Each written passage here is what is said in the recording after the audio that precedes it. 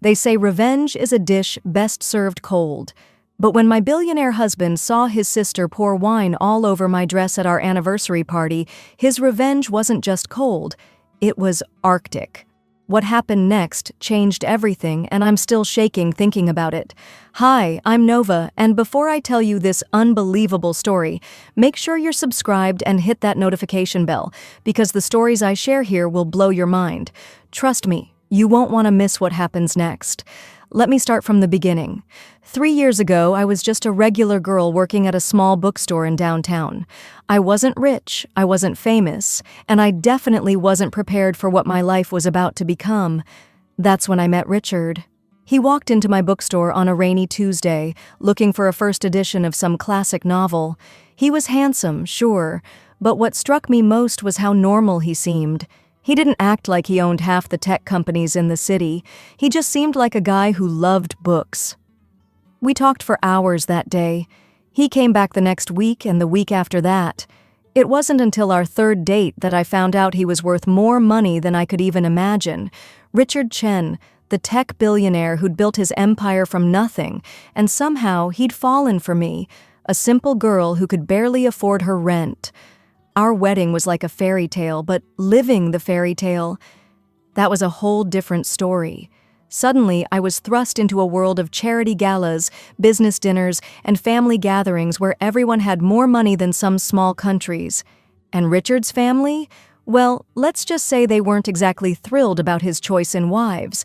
His parents were polite but distant. They'd smile at me during family dinners, but I could feel their judgment. They thought I was a gold digger, and honestly, I couldn't blame them. From the outside, it probably looked exactly like that. But the worst was Victoria, Richard's younger sister. She was everything I wasn't: tall, blonde, perfectly polished, and born into wealth. She'd graduated from the best schools, traveled the world, and had never worked a day in her life because she didn't need to.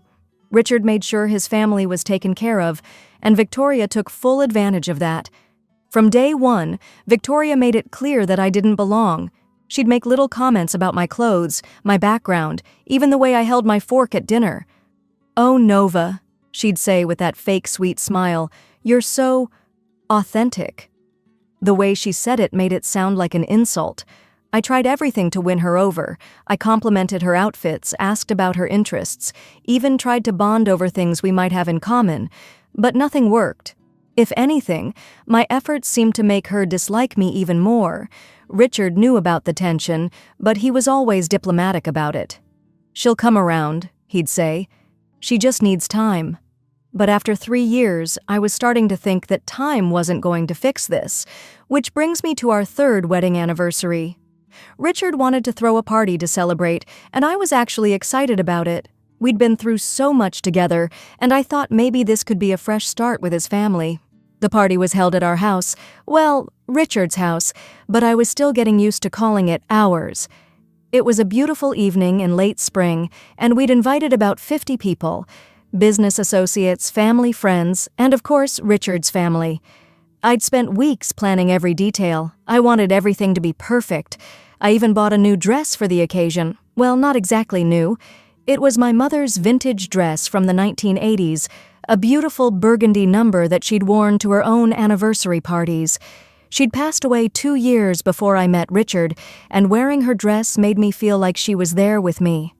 The dress was simple but elegant, nothing too flashy. I thought it was perfect for the occasion.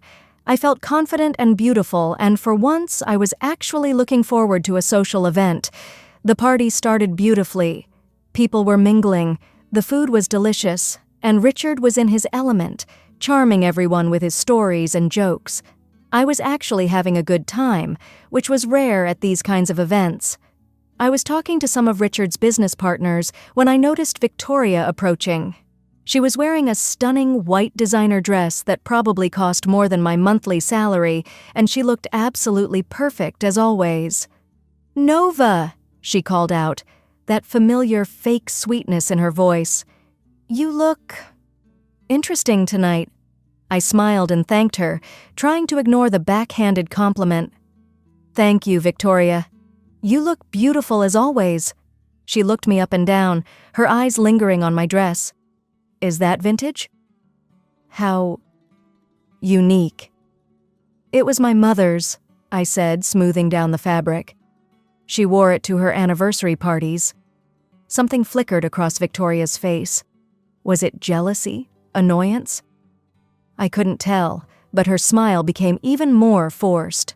How sweet, she said. Let me get you a drink. You look like you need one. Before I could protest, she was walking toward the bar. I should have known something was wrong. Victoria had never offered to get me anything before, but I was trying to be optimistic, thinking maybe she was finally making an effort. She returned with 2 glasses of red wine, holding them carefully as she navigated through the crowd. Here you go, she said, extending one of the glasses toward me. I reached for it, but as our hands met, Victoria's grip seemed to slip. The glass tilted, and suddenly, deep red wine was cascading down the front of my dress. "Oh my God!" Victoria gasped, her hand flying to her mouth. "I'm so sorry! I'm so clumsy!" I stood there in shock, watching as the wine soaked into my mother's dress. The beautiful burgundy fabric was now stained with dark red splotches that were spreading by the second. The conversations around us stopped, and I could feel everyone's eyes on me. "It's okay," I managed to say, though my voice was shaking. "It was an accident." "Here, let me help you clean it up," Victoria said, grabbing napkins from a nearby table. But instead of helping, she seemed to be making it worse, rubbing the stain deeper into the fabric. "No, please, it's fine," I said, taking the napkins from her. I'll go upstairs and see what I can do." "I feel terrible," Victoria continued, but I could swear I saw the tiniest smile playing at the corners of her mouth. "That dress looked so meaningful to you." I excused myself and rushed upstairs to our bedroom, fighting back tears. This wasn't just any dress. It was my mother's dress, one of the few things I had left of her. And now it was ruined. I spent 20 minutes in the bathroom trying everything I could think of to get the stain out. Cold water, soap, even some stain remover I found in our laundry room. Nothing worked. The wine had set into the fabric, and I knew it was permanent. When I finally came back downstairs, having changed into a simple black dress, the party was still going strong. Victoria was holding court near the fireplace, regaling a group of guests with some story that had them all laughing. She caught my eye and gave me a sympathetic look. "How's the dress?" she asked, loud enough for others to hear. "It's fine," I lied, not wanting to cause a scene. "I'm just so sorry," she said again. "I'll pay for the dry cleaning, of course." I nodded and smiled, but inside I was falling apart. This wasn't about dry cleaning. This was about my mother's dress, about the memories attached to it, about feeling like I didn't belong in this world no matter how hard I tried. Richard was across the room, deep in conversation with some investors. He hadn't even noticed what happened. I felt completely alone, surrounded by all these people who would never understand what that dress meant to me. About an hour later, Richard finally found me. I was standing on the balcony getting some fresh air and trying to compose myself. "Hey," he said softly, wrapping his arms around me from behind. "Everything okay? You seem quiet." I leaned back against him, breathing in his familiar scent. "Victoria spilled wine on my dress earlier," I said, trying to keep my voice steady. "Your mother's dress?" he asked, and I could hear the concern in his voice. I nodded, not trusting myself to speak. Richard turned me around to face him, his hands gentle on my shoulders. "Are you okay?" "It's ruined," I whispered. "The stain won't come out."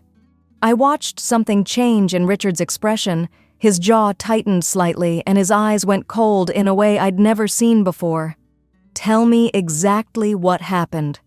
I told him the whole story, how Victoria had offered to get me a drink, how she'd slipped while handing it to me, how she'd tried to help clean it up. As I spoke, Richard's expression grew darker. "She said it was an accident," I finished, "and maybe it was. Maybe I'm just being paranoid." Richard was quiet for a long moment, staring out at the city lights. When he finally spoke, his voice was eerily calm. "She crossed a line. Richard, please don't make a big deal about this. I don't want to cause more drama with your family." He cupped my face in his hands, his eyes intense. "Nova, you are my family. You're my wife, and someone hurt you deliberately. That's not acceptable." "You don't know it was deliberate." "I know my sister," he said quietly, "and I know you. You're kind, forgiving, and you always give people the benefit of the doubt. But I've seen how Victoria treats you, and I've let it go on too long." Something in his tone made me shiver. I'd never seen Richard like this. So cold, so calculating. In business, he was known for being ruthless but fair. But this was different. This was personal. "What are you going to do?" I asked. "Nothing you need to worry about," he said, kissing my forehead. "Just trust me." The next morning, I woke up to find Richard already dressed and on his phone. He was speaking in low tones, but I caught fragments of the conversation, something about security footage and verification. "Who was that?" I asked when he hung up. "Just business," he said, but there was something in his eyes that told me it was more than that. Over the next few days, Richard seemed different. He was still loving and attentive with me, but there was an undercurrent of something else, something cold and focused. He spent more time on his phone, had more meetings, and I noticed he was asking subtle questions about Victoria's lifestyle. "Does she still live in that penthouse downtown?" he asked one evening over dinner. "Yes, the one you bought for her," I said. "Why?" "Just curious," he said, but I could tell there was more to it. A week after the party, Richard showed me something on his laptop. It was security footage from our house, showing the exact moment when Victoria spilled the wine on my dress. But from this angle, you could see something I hadn't noticed before.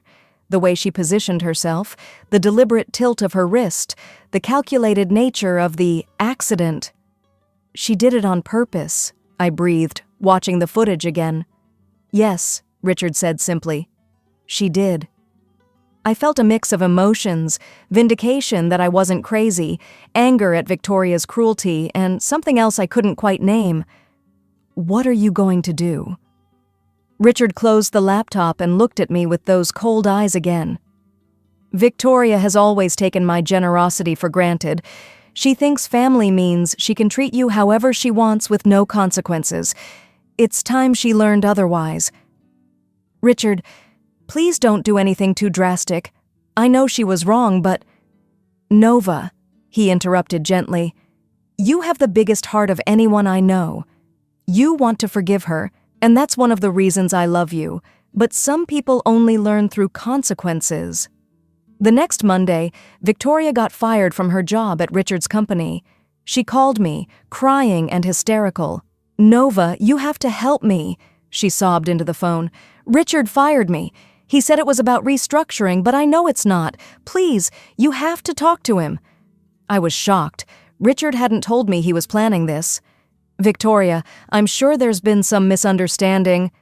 "There's no misunderstanding," she screamed. "He's punishing me, and I don't know why." But I knew why. And part of me, a part I wasn't proud of, felt a tiny spark of satisfaction. The firing was just the beginning. Within 2 weeks, Victoria received an eviction notice from her penthouse apartment, the apartment Richard had bought and let her live in rent-free for 5 years. She came to our house, pounding on the door and demanding to speak with Richard. When he finally agreed to see her, I watched from the stairs as they faced off in the living room. "How could you do this to me?" Victoria shouted, tears streaming down her face. "I'm your sister." "Yes, you are," Richard said calmly. "And she's my wife. When you disrespected her, you disrespected me." "It was just a dress," Victoria protested. "It was her mother's dress," Richard replied, his voice like ice. "A dress that meant everything to her.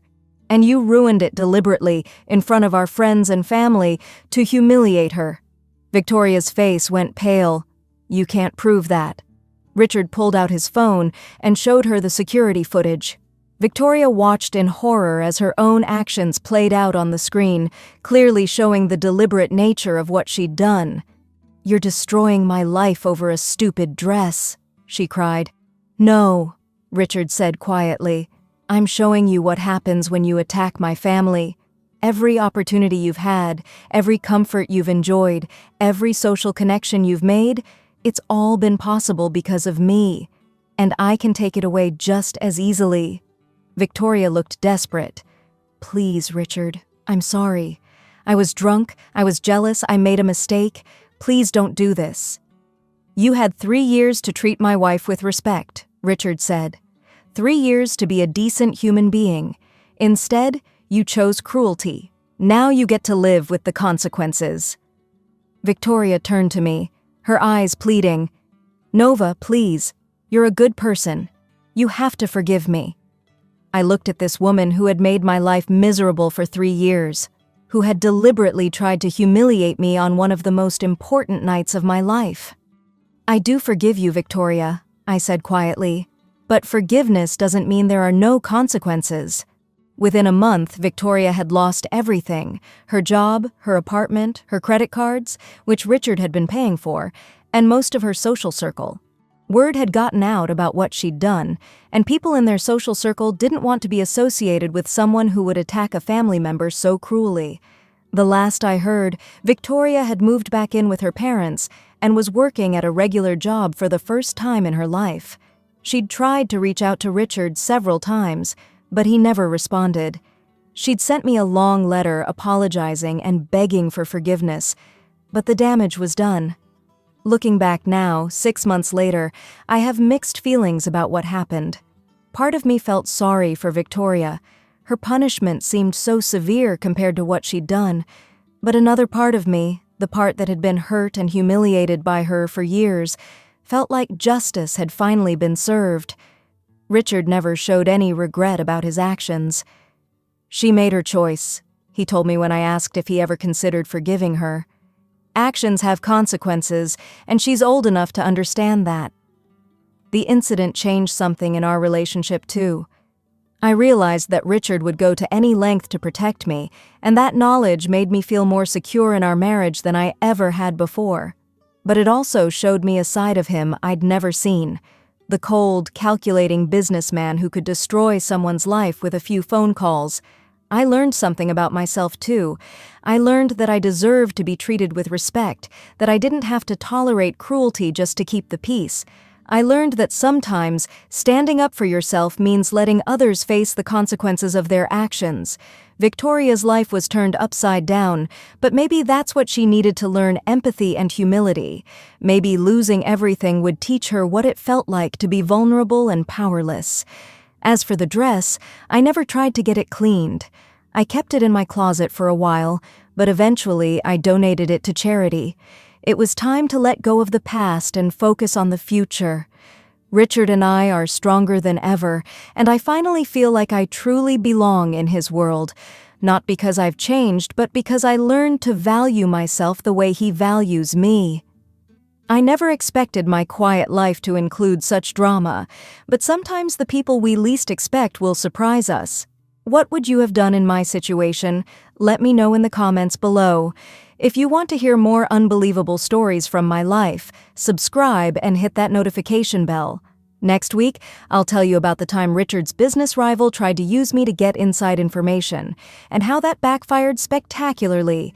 Until then, remember, never underestimate the power of a protective husband.